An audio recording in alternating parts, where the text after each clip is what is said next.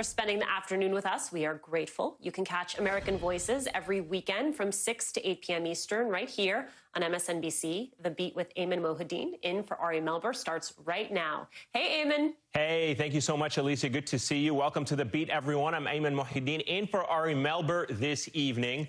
Right now, President Trump is on his way to Florida, to Mar-a-Lago to be specific, for the holidays, leaving behind quite a chaotic scene in Washington with a feeding frenzy over pardons, a COVID relief bill suddenly hanging in the balance, and his own aides worried about his bid to overturn the election. The New York Times reporting his erratic behavior and detachment from his duties have even some of his most loyal aides and advisors deeply concerned. One of those behaviors, out of the blue, suggesting that he would try to blow up the bipartisan stimulus package, which we should note his own White House negotiated and agreed to. I am asking Congress to amend this bill and increase the ridiculously low $600 to $2,000 and to send me a suitable bill, or else the next administration will have to deliver a COVID relief package, and maybe that administration will be me. Trump also issuing those controversial pardons for corrupt lawmakers, convicted murderers, and Russia probe felons. We will have more on that later in this show. And finally, there is Trump's continued attacks on democracy itself. Politico reporting that Trump is coordinating a final, ultimate loyalty test for his supporters to lodge objections in Congress during Biden's certification on January 6th. Everyone agrees this is, quote, doomed to fail. But another goal is that Trump's core supporters will remember how their lawmakers voted. It's not clear if Trump has other plans for a desperate power grab, but Politico reports that staffers were instructed to please disregard an earlier memo that said they will start departing on the week of January the 4th. It is now unclear when Trump aides are expected to leave the White House. For his part today, President-elect Joe Biden announced his pick for Education Secretary, seemingly determined to act normal, even if his defeated rival is anything but normal.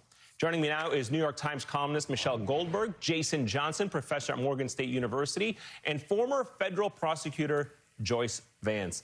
Jason, let me begin with you, if I may. Big picture here, your take on this chaotic 24 hours that a lot of people are bracing for could get worse over the next 12 to 24 hours. Well, the big issue is that what's actually at stake, which is millions of Americans who are in food lines and starving and have no idea what their futures will be, in addition to the evictions that we're facing. That's what's at stake. But as far as the chaos, I got to be honest with you, how is this any different from the last 4 years? I mean, we could literally play whack-a-mole with the number of times in the last 4 years that the White House has been in chaos, that there have been leaks that the president's behavior is erratic, that the president is doing something anti-democratic, that the president doesn't have a focus, that the president is spending his time rather than doing his job, going after sort of personal revenge against people. This is normal, unfortunately.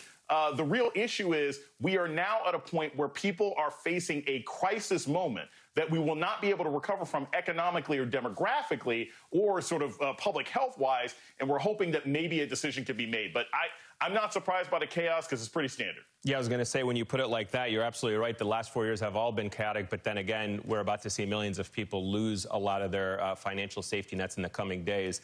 Michelle, talk to us a little bit about, if anything, a Trump strategy here. Why is Trump attacking this COVID relief bill now? What is he trying to get out of it from Trump's perspective, not rational perspective? I mean, I'm not sure strategy is the right word. It seems that both he's furious at the Republican leadership in as much as they have not supported his coup attempt, right? So this is his way to get back at Mitch McConnell and John Thune, who he's tweeted negatively about recently. And it also possibly sets him up for if he wants to run again in 2024 and he sort of wants to burnish his populist bona fides, right? I mean, the thing I think is important to say here is that Donald Trump's position is substantively correct, that these payments are not sufficient and that $2,000 per person is sort of what's called for at this emergency moment. It's just that he has refused to engage in the process until now. He hasn't really made any serious effort to get greater payments into this bill, and is just now kind of blowing it up at the last minute. But he gives an opening to Democrats to basically take yes for an answer and then dare Republicans to do the same. Yeah, but to that point, Michelle, really, if I can just go back for a second, he was involved in the negotiations through his Treasury Secretary. So even if he had a legitimate point to say $2,000 is what Americans deserve, which I think most people would agree $600 is not enough, his representatives have been sitting at the table for months. So it really undermines the argument that he just found out about this now, or he now thinks that. Yeah, so it really is. He made no real effort to actually get this done.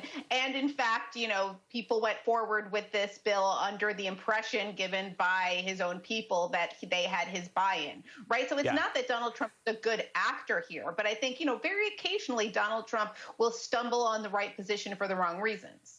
Yeah, correct on that point, too. Joyce, let's look at January 6th for a moment, because that's the third aspect of Trump world, if you want to look at it like that right now. He's trying to undermine democracy. He's been doing it since the election. Now he's trying to derail the certification of Joe Biden on January the 6th. Any legal basis to what he is trying to do?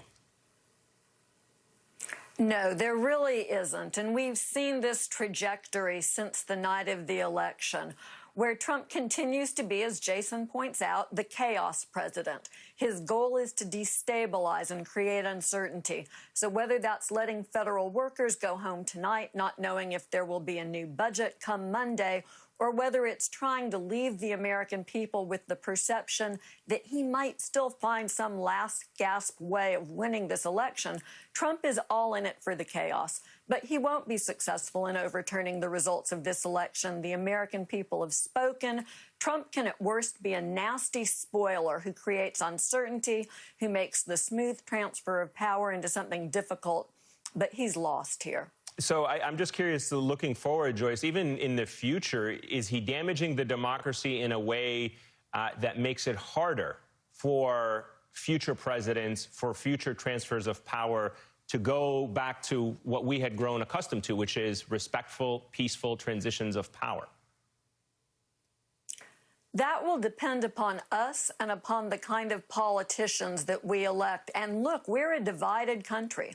We're a country where the rule of law isn't appreciated the way it should be, and where this tradition of the smooth transfer of power seems to not be held in high esteem. So it will be critical that our leaders, our politicians, and really that each of us in our homes and our spheres of influence, that we bring Americans back around to understanding that this is what separates our country from other countries. We're used to seeing other countries where the results of elections are either not counted properly or not followed through on.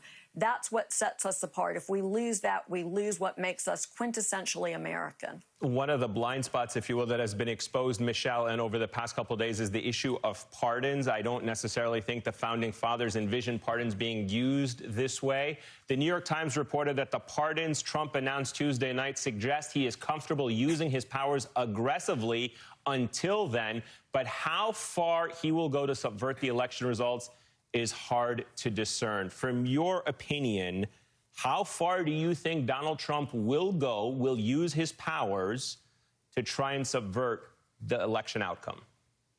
I mean, I think he'll push things about as far as he can, but it's not clear how much he'll be able to do that. One of the really sinister, besides the message of impunity for Trump's corrupt cronies that these pardons send, besides the fantastic insult to Iraqis, particularly the families of the Iraqis killed in the massacre at Nisour Square that 4 Blackwater guards were convicted for this killing, and then Trump basically has let them off. The other thing that I think is really sinister here is the message that Trump is trying to send to the military or people who are sort of military adjacent, that if you commit crimes, in the service of, sort of my agenda, I will be there with a pardon. We don't know how far he's going to push that. And, you recently had high-level military leaders come out and say, we don't have any involvement in the election. And it's pretty alarming that they've had to say that. At the same time, we know that Trump has put a lot of his cronies into high-level positions at the Pentagon.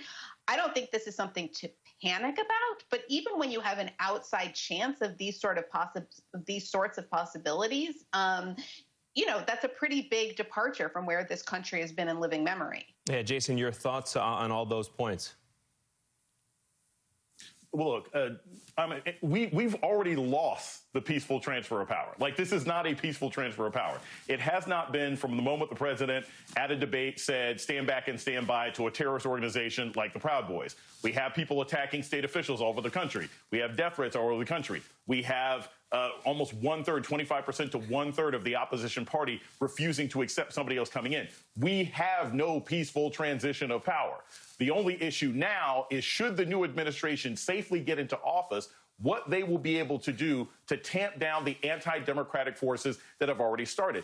I don't know that when it comes to pardons that this is three-dimensional chess. I don't know if it's a hidden subtext or a subtweet to the military or to Trump supporters. It could just be more of him flexing power and sort of being chaotic. Donald Trump, we saw this in the State of the Union last year. It's like the emperor and gladiator. He likes going thumbs up and thumbs down with people's past and futures. He's always seen the law as something that he could wield to show how benevolent he was, as opposed to a way to keep order in society. So I don't know that these pardons are anything more than his usual pattern, but we don't have a peaceful transfer of power. And I think the more that we see the president try and fight this, the more we recognize that he's that coach in the gym 3 hours after the game has been lost, still trying to figure out how the last play works, even as the janitor is sweeping things up. Joyce, let's talk a little bit about the Electoral College here, because apparently conservative groups have now sued Mike Pence and the Electoral College itself, trying to invalidate the election results. Again, from a legal perspective, does this hold water? And more importantly, does the Electoral College actually have an address where they have been able to get that summons to? You can only sue actual existing entities, and the Electoral College is Americans all across the country who are electors, who are voting for candidates. There is no entity called the Electoral College that you can serve. It doesn't have a dean or even a janitor. I read through this lawsuit, and I have to tell you, after getting about halfway through the complaint, I decided that I was just getting stupider for reading it, because essentially it argues that everything that we know about elections, the way that the federal government and states have counted and administered elections for the last century and a half, that they should all be invalid. According to this lawsuit, no election results should be counted and affirmed, not for the president or for anything else. This is just crazy talk. I'm just really curious about the zip code for the Electoral College. Like, if you enter it into the USPS, will you come up with an address not found location? All right, Joyce Vance. Well, the judge made the point. Yeah, go ahead. I was going to say the judge made the point that the case could go forward as soon as the plaintiffs were able to get service on all of the defendants. So good luck with that. They won't be serving the Electoral College. There you go, Joyce Vance. Thank you so much. I appreciate it. Jason, Michelle, please stick with me for a little bit longer. Coming up in just 30 seconds, Trump's controversial